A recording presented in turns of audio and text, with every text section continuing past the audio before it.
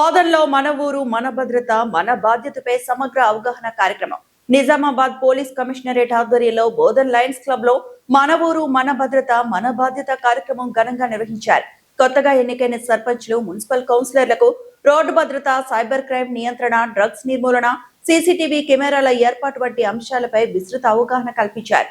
ముఖ్య అతిథి commissioner P Sai Chaitanya, విశిష్ట అతిథులుగా municipal chairman Thumu Padmasharath Reddy, vice chairman Mir Ilyas Ali, ACP Srinivas, cyber ACP Venkateswara Rao, traffic ACP Mastan Ali, MBI Srinivas, NSI సభ్యులు సాంబశివరావు, దుష్యంత్, కొడాలి కిషోర్ తదితర ప్రముఖులు హాజరయ్యారు. ఈ సందర్భంగా వారు మాట్లాడుతూ పోలీసు వ్యవస్థ ద్వారా నిర్వహిస్తున్న అరేవ్ అలైవ్ 2026లో భాగంగా పలు కార్యక్రమాలు అభినందనీయమని, అందులో తమని భాగస్వామిగా చేర్చినందుకు కృతజ్ఞతలని తెలిపారు.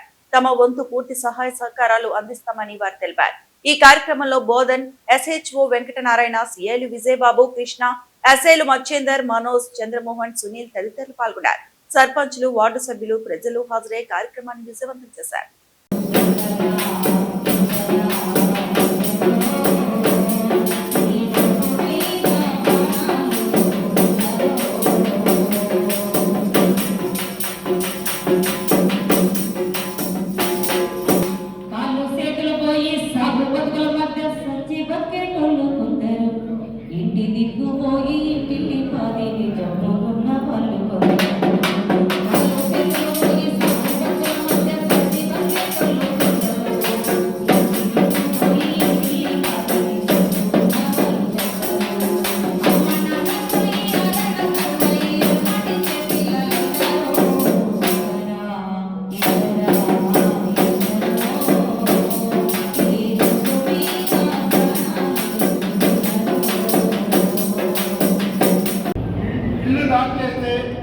ఇంటికి వచ్చి తలుపు పగల కొట్టి దొంగతనాలు చేసేవాడు, లేదా ఒంటరిగా నచ్చుకుంటూ వేసుకొని ఖర్చు చూపించి లాక్కొని డబ్బులు లాక్కునేవాళ్ళు. ఇప్పుడు అన్నీ ఏం అవసరం లేదు.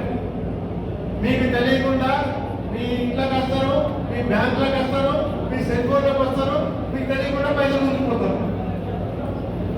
అది పోకుండా ఉండాలంటే ఏం చేయాలా అనేది నేను ఎక్స్ప్లెయిన్ చేస్తాను. మీరు శ్రద్ధగా ఒక హాఫ్ అన్ అవర్ నాకు టైం కేటాయించండి. మీకు ఎందుకు చెప్తున్నామంటే, మీరు గ్రామంలో ప్రథమ పౌరులు, విలేజ్లో ఏం జరిగినా ఫస్ట్ వచ్చి మీకు అడుగుతారు, సార్ ఇట్లా జరిగింది, ఇట్లా వచ్చింది, చేయాలా లేదా అనేసి అడుగుతారు. కాబట్టి మీరు కొంచెం దీని మీద అవగాహన కలిగి మీరు తెచ్చుకున్న అవగాహనని మీ గ్రామంలో అందరికీ తెలియజేస్తే ఎవరు కూడా డబ్బులు పోగొట్టుకోకుండా ఉంటారు. చిన్న ఎగ్జాంపుల్ చెప్తా. ఈ మధ్య ఆర్మూర్కి వెళ్ళి ఒక విలేజ్ నుంచి ఒక ఆయన వచ్చాడు, సార్ మా 3 కోట్లు పోయింది సార్ అని వచ్చాడు.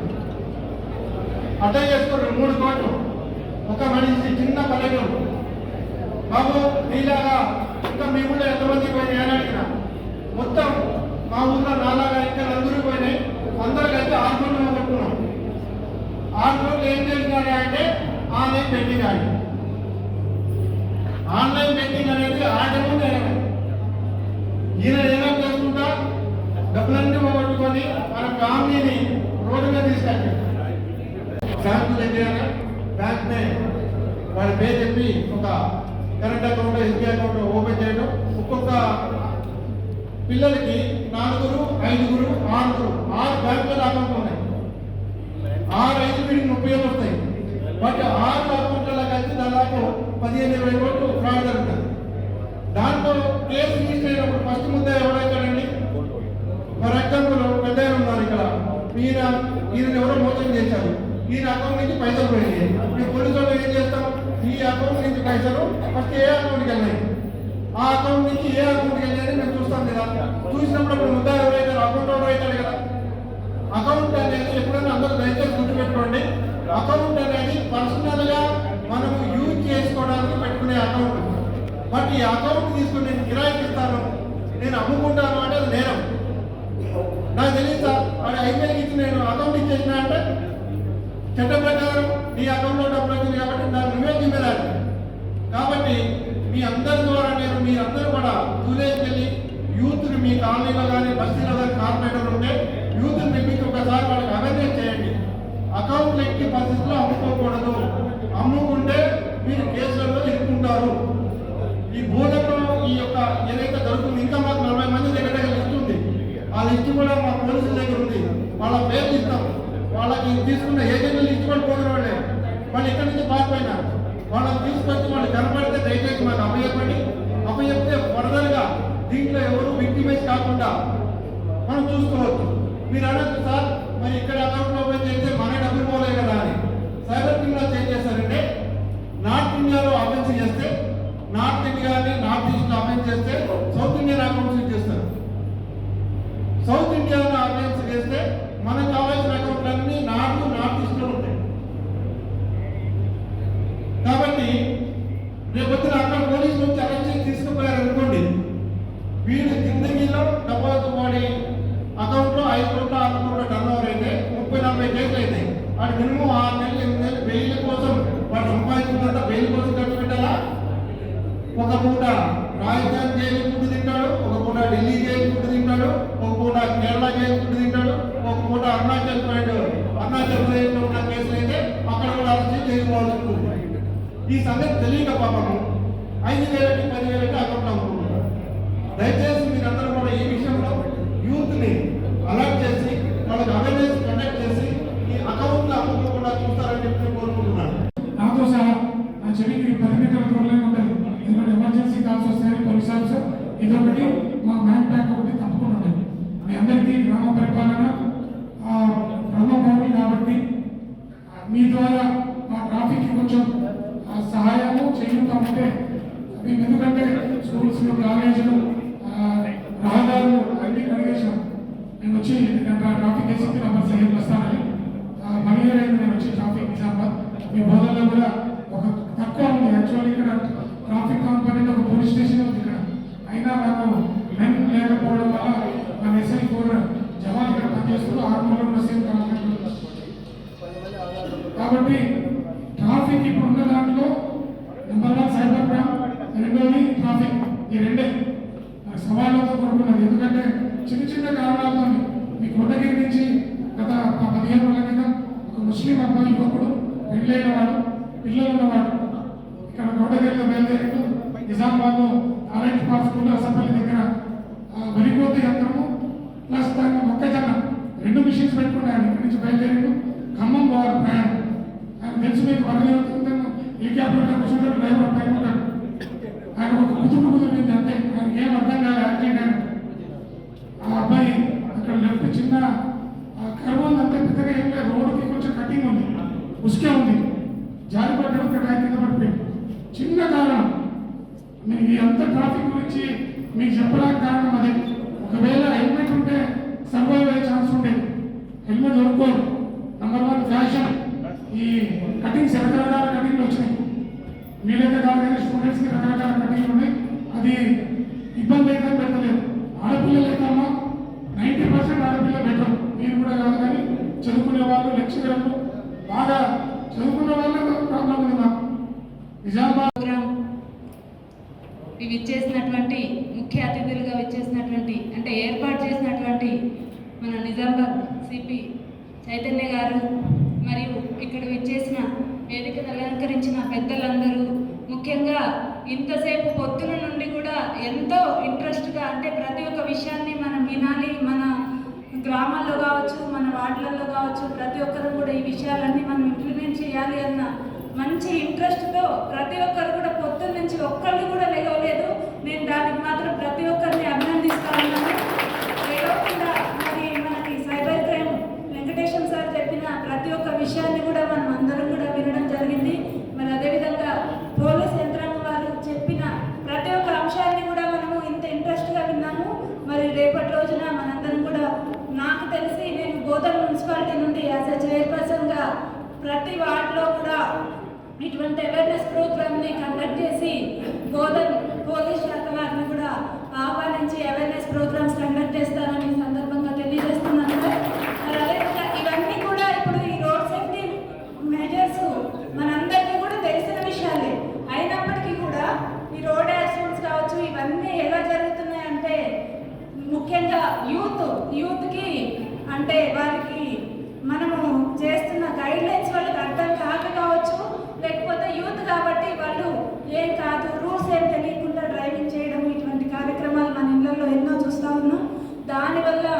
చాలా మంది ఇళ్లలో ఎన్నో జీవితాంతం దుఃఖం అనుభవించే పరిస్థితుల్ని మన చుట్టుపక్కల, మన ఇళ్లలో, మన ఇంటి పక్కన, మన ఫ్రెండ్స్ కావచ్చు, బంధువుల్లో కావచ్చు, ప్రతి ఇంట్లో కూడా చూస్తూ ఉన్నాం. వారి దుఃఖాన్ని ఎవరు తీర్చలేరు. ఎందుకంటే మనం సేఫ్టీగా వెళ్తున్నా కూడా ఎదుటి వారు సేఫ్టీగా వస్తారా లేదా అనేది తెలియట్లేదు. కాబట్టి ఏ కార్యక్రమం అయినా సక్సెస్ అవ్వాలి అంటే ప్రజలందరి సహకారం ఉంటేనే సక్సెస్ అవుతుంది. కాబట్టి ప్రతి ఒక్కరు కూడా వారి వారి గ్రామాల్లో కావచ్చు, మా వార్డ్స్లో కావచ్చు, మేమందరూ కూడా హెల్మెట్స్ యొక్క విశిష్టత మరియు రోడ్ సేఫ్టీ మెజర్స్ అందరూ కూడా పాటించాలని మేము కూడా ఇటువంటి కార్యక్రమాలు చేస్తామని ఈ సందర్భంగా తెలియజేస్తున్నాము. ఈ అవకాశాన్ని కల్పించిన పెద్దలందరికీ కూడా ధన్యవాదాలు. जो प्रोग्राम ऑर्गेनाइज किया गया है, मैं पहले तो साहब का तहे दिल से शुक्रिया अदा करता हूँ, क्योंकि मेरी ज़िंदगी में मैं पहली बार इस तरीके का प्रोग्राम देखा गया। मैं बहुत पीस मीटिंग देखा, गणेश के दर पे या ईद के मौके पे पीस मीटिंग जो है ना पुलिस ऑर्गेनाइज करती, बट ये पहली बार है कि एक कमिश्नर ऑफ पुलिस पूरे हमले को लेके पूरे डिपार्टमेंट को इसमें बहुत ज्यादा से ज्यादा जो है ना इसमें इंटरेस्ट दिलाते हुए, खास करके हमारे बोधन सीए साहब और हमारे रूरल सीए साहब कल से पर्सनल हर एक को फोन किए और रिक्वेस्ट करें, और सुबह से भी मैं समझता हूँ हर एक को 2-2 मरतबा कॉल करके यहाँ पर बुलाया गया। तो खास करके हमारे सीपी साहब का बहुत ज्यादा इसमें जो है ना मतलब तवज्जो है। ये पुलिस का इससे कोई फायदा नहीं है, ये आवाम को फायदा है। यानी कि यहाँ पर बुलाने का मेन मकसद हमारे सरपंच, हमारे काउंसलर्स, हमारे चेयरपर्सन, हमारे जो भी जिम्मेदार है गांव के, वो लोगों को बुलाया गया इसलिए कि आप एक जिम्मेदार ओहदे पे है। आपको यानी कि पब्लिक चुन के लेके आई, चाहे वो वार्ड का हो या गांव का हो, आपकी 4 लोग सुनते, आप गांव में आपका कुछ दबदबा है या महल्ले में कुछ आपका वेट है बोल के आपको यहाँ पर चुन के लेके, आप जो कुछ भी यहाँ पर सुन रहे उससे जो है ना जाकर अपने गांव में या अपने महल्ले में एक प्रोग्राम, एक मीटिंग ऑर्गेनाइज करिए, क्योंकि एक अच्छा जरिया, एक जान भी हमारे लिए बहुत मायने रखती। खास करके हमारे साइबर क्राइम में रिसेंटली 100 बच्चे तक जो है ना इनोसेंट लोग, जैसा कि हमारे साइबर सीए साहब बेहतरीन तरीके से एक्सप्लेन करें कि साइबर क्राइम किस तरीके से होता, कैसा क्राइम कर रहे वो लोग, उससे ना हमारे मुल्क को कोई फायदा है, ना हमारे बोधन को कोई फायदा है, या हमारे गांव को कोई फायदा है, या आपको और हमको कोई फायदा नहीं है।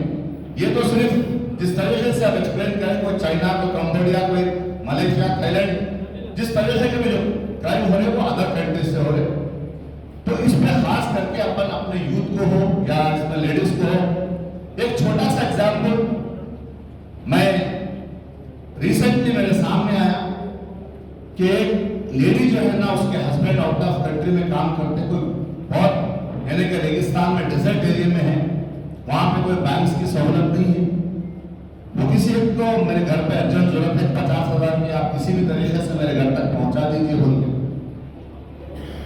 तो वो जो जिम्मेदार आदमी था जो पैसे लिया वो जो है ना लेके आके साइबर क्राइम के जरिए से यहाँ पे ट्रांसफर किया, वो दिल्ली आ गया, वहां दिल्ली से यहाँ पर ट्रांसफर हो, तो वैसे भी लोग कहीं फंस रहे। इसे अपने जो मुल्क के लोग, अपने जो चाहने वाले, अपने गांव के, अपने महल्ले के लोग जो अदर कंट्रीज में काम कर रहे, ऐसे छोटे छोटे चीजों पे भी अपन ख्याल रखने का है। वो क्राइम तो हो गया, उन्होंने फायदा हासिल कर लिया, उसका जो ट्रांजैक्शन था उन्हें वाइट में कर लिया, यहाँ पर हमको जो आया वो क्राइम के जरिए से आया। बेचारी वो लेडी 1 महीने से हमारे पुलिस स्टेशन में फिर, उसकी कोई गलती नहीं है, ना उसके शौहर की गलती है। वो गलती क्या किया कि वो किसी जिम्मेदार को पैसे दिया, वो बैंक से ट्रांजैक्शन नहीं करके वो एक हुंडई या हुंडी कुछ ऐसे वो रहता, उसके जरिए से ट्रांसफर करने के चक्कर में परेशान हो गया। तो मैं खास करके हमारे सीपी साहब से भी अदबन गुजारिश करता हूँ, साहब बेहतरीन प्रोग्राम आप ऑर्गेनाइज करें साहब, आप ये इसका आपको कितना भी मुबारकबाद दिए तो बहुत कम हो जाएगा साहब। इसी तरीके से हमारे पुलिस स्टेशन में स्टाफ करना है साहब, 100 डायल कर रहे हैं हम, 1 घंटे के बाद में हमारे पास पुलिस पहुंच गई साहब। फिर भी आप आने के बाद में हमारी पुलिस बहुत एक्टिव हो गई। खास करके हमारे एसीपी साहब और सीए साहब का मैं तहे दिल से शुक्रिया अदा करता हूँ कि अल्हम्दुलिल्लाह एक दिन पे हमारा कॉल रिसीव करते, कुछ भी ऐसी चीज़ रही तो इमीडिएट जो है ना एक्शन लेते। मगर हमारी भी जिम्मेदारी है कि हम पुलिस को ज़्यादा से ज़्यादा जो है ना इन्वॉल्व ना करते हुए अपन एक जिम्मेदार की हैसियत से रिसेंटली हमारे सीपी साहब एक बात बोले थे, आप एक गांव के जो है ना जिम्मेदार यानी कि कंपनी के एमडी है, मैनेजिंग डायरेक्टर है, आप एक महीने के जो है ना मैनेजिंग डायरेक्टर है, आपको जिस तरीके से आपकी कंपनी के लेबर को जिस तरीके से जो भी सहूलत की जरूरत पड़ती है आपको प्रोवाइड करना आपकी जिम्मेदारी है। उसी तरीके से अपनी जिम्मेदारी समझते हुए आप अपने अपने महलों में, अपने गांव में अपने अपने तौर पे जिम्मेदारी समझते हुए जिस तरीके से पुलिस हमको बार बार बोल रही है कि सीसीटीवी कैमरा लगवाइए, हेलमेट का अवेयरनेस करवाइए, तो ये सीपी साहब अपनी जिम्मेदारी पे बड़ा प्रोग्राम रखे। मैं तो समझता हूँ, मैं मेरी लाइफ में पहली बार ये देखा बोलो, ऑर्गेनाइज करना तो करना, इसके साथ लंच भी अरेंज करें, बहुत बड़ी खुशनसीबी है हमारी। हमको इतना बुला के ये चीजों से अवेयर कराते हुए हमको ये समझाया जा रहा है कि आप लोग भी जिम्मेदार है, आप जाके अपने जो है ना कौम को या अपने आवाम को समझाइए। तो इंशाअल्लाह ताला इस स्टेज से मैं भी वायदा कर रहा हूँ साहब आपको कि हर दिन हमारे महल्ले के 4 नौजवान को बुला के, या नहीं तो हर महल्ले के हर वार्ड के जो है नौजवान को और जो जिम्मेदार लोग हैं मस्जिद के उलमा हैं वो लोगों को बुलाकर हम इस तरीके से जो है ना हम एक्सप्लेन करेंगे, क्योंकि एक अच्छी शुरुआत है ये। और मैं समझता हूँ ये इंशाअल्लाह ताला आने वाले दिनों में इसका बेहतरीन रिजल्ट मिलेगा। और రోడ్డు వ్యవస్థ కానీ అన్నీ సరిగ్గా ఉంటే నిజామాబాద్ని బ్రహ్మాండంగా డెవలప్ చేయొచ్చనే దాని మీద దాదాపు మేము చూస్తా ఉన్నాం సార్. నేను కొన్ని గంటలు అంటే ఒక రోజులో ఎన్ని గంటలు పడుకుంటారో తెలియదు, కానీ అనేక కార్యక్రమాలు మనం చూసుకుంటే బోధనకే ఉంటాము. ఇప్పటికి 3-4 సార్లు వచ్చారు. ఫస్ట్ మన 3000 మంది స్టూడెంట్స్ నార్కోటిక్ మీద, మన డ్రగ్స్ మీద ముందరలో చైతన్యం పిల్లల్లో కలిగితే ఆ నార్కోటిక్స్ కనుక, డ్రగ్స్ కనుక, లేకపోతే వేరే మాదక ద్రవ్యాల మీద దృష్టి పెడితే మంచిదని చెప్పి సాయి చైతన్య సార్ గారు మొత్తం రాష్ట్రం తెలంగాణ జిల్లాలోనే అంత విస్తృతంగా మన నిజామాబాద్ విస్తృతంగా తిరుగుతూ ఎంతో కృషి చేస్తూ ఉన్నారు.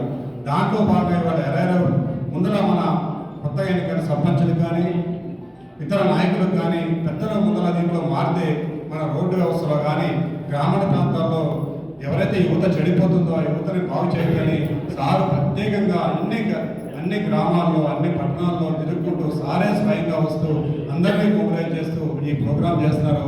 కాబట్టి ఇందాక ఇలియాస్ గారు పోలీస్కి రాదు ఇది, మన సేఫ్టీ, మనం ఒక్కసారి ప్రాణం పోతే తిరిగి రాదు. అట్లానే ఒకసారి మాదక ద్రవ్యాలకు అలవాటు పడితే మన పిల్లోడో మన అబ్బాయో అమ్మాయో ఎవరన్నా కానీ ఎంత వ్యవస్థ నాశనం అయిపోతుందో దాని మీద చేస్తున్నారు. కాబట్టి మనందరం కూడా పోలీసు వారికి సహకరిస్తూ మన గ్రామీణ ప్రాంతాల్లో కానీ పట్టణ ప్రాంతాల్లో కానీ ఇక్కడ చెడు అలవాట్లకు ఎవరైతే అలవాటు అవుతున్నారో వాళ్ళందరి పేర్లు చెప్తే వాళ్ళకి సునాయాసంగా ఉంది. కాబట్టి ఇవాళ మనకి సార్ ఒకటి ధ్యేయం, నిజామాబాద్ వచ్చిన కాడి నుంచి నిజామాబాద్ డెవలప్ కావాలి. ఎందుకంటే పెద్ద పట్టణం మళ్ళీ, కానీ ఇంకా డెవలప్మెంట్కి ఇంకా ముందరికి వెళ్ళాలంటే ఇక్కడ ఉన్న శాంతి భద్రతలు ఫస్ట్ మనకి శాంతి భద్రతలు ఉంటే మనకి నిజామాబాద్ డెవలప్ అవుతాయి, ఇండస్ట్రీస్ వస్తాయి ఇంక వేరే వచ్చినా కానీ జాబ్లు వస్తాయి అనే దాని మీద పోతున్నారు. కాబట్టి మనందరి తరఫున సాయి చైతన్య సార్ గారికి కృతజ్ఞతలు. సార్ ఇలాంటి ప్రోగ్రామ్స్ చాలా మందికి మనకు వస్తాయి. మీ కృషి ఫలించి ఇప్పుడు రాపోయినా ముందు త్వరలో మీ అన్ని ఫలితాలు అవుతాయి సార్. మీ కృషికి మీరు చూపిస్తున్న ఈ వర్క్కి మీ అందరం కూడా సహకరిస్తూ మీతో పాటు మేము నడుస్తామని చెప్పుకుంటూ ముగిస్తున్నాను. జై హింద్. के लिए मैं उनका शुक्रिया अदा करता हूँ।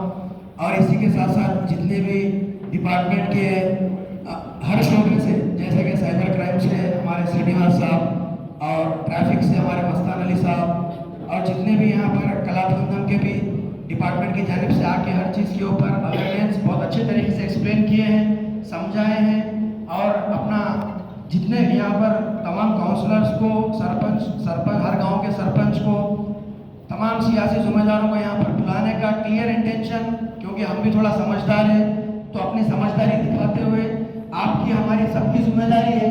अगर सीपी साहब चाहते या पुलिस डिपार्टमेंट डिपार्टमेंट चाहता कि हेलमेट नहीं पहनने वालों को सख्ती के साथ में अगर लाइन पे लेके आने का है तो कोई बड़ा इशू नहीं है, फाइन अगर डालना शुरू कर दिए तो ऑटोमेटिक सब हेलमेट पहन लेते। लेकिन अपने को अपनी जिम्मेदारी का, अपने घर की जिम्मेदारी का, अपनी रिस्पॉन्सिबिलिटी का रियलाइजेशन करवाने के लिए ये बेहतरीन तरीके से अलाइव जो प्रोग्राम लगाए हैं, हम लोगों को हमारे दिल से फीलिंग आना कि हेलमेट हमारी सेफ्टी है।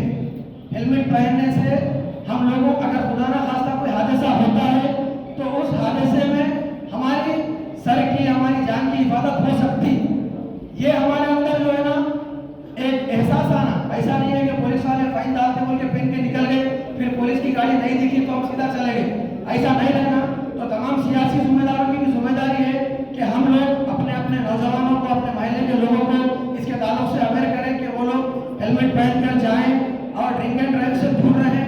इसी के साथ साथ साइबर क्राइम का अभी तो सीपी साहब जिस तरीके से साइबर क्राइम के ऊपर स्ट्रिक्टली एक्टिव है, वो देखने में आ रहा है कि साइबर क्राइम, कई लोगों को मालूम नहीं था कि साइबर क्राइम क्या है बोल के, लेकिन जब से सीपी साहब इसके ऊपर सख्ती किए हैं, इसके अंदर अवेयरनेस लाने के लिए प्रोग्राम्स कर रहे हैं, तमाम लोगों को समझ में आ रहा है कि साइबर क्राइम क्या है।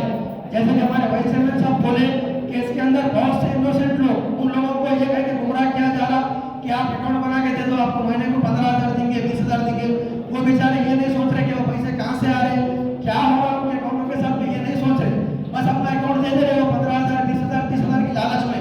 लेकिन उनकी जिंदगी उसके बाद जब केस हो जाएगा तो केसेस होने के बाद में किस तरीके से तकालीफ का सामना करना पड़ता, किस तरीके से आपके लाइफ के ऊपर एक ब्लैक स्पॉट आ जाता, ये हम लोगों को इस चीज का एहसास दिलाने की जरूरत है। तो हम तमाम की जिम्मेदारी है कि हम लोग ये पुलिस जिस तरीके से इतने बेहतरीन प्रोग्राम्स कंडक्ट कर रही है, हम इनका कोऑपरेशन करें, इसके जरिए आवाम को इस्तेफादा पहुंचाए ताकि लोग हर क्राइम से महफूज रह सके। मैं सीपी साहब का शुक्रिया अदा करते हुए कि आप बहुत बेहतरीन तरीके से सर ये प्रोग्राम्स कंडक्ट कर रहे हैं, लोगों में अवेयरनेस आ रहा है, हम तमाम लोग इसके अंदर कोऑपरेट करेंगे। ये जो प्रोग्राम किए हैं इसके लिए भी మరిన్ని అప్డేట్స్ కోసం మా ఛానల్ ని సబ్స్క్రైబ్ చేయండి।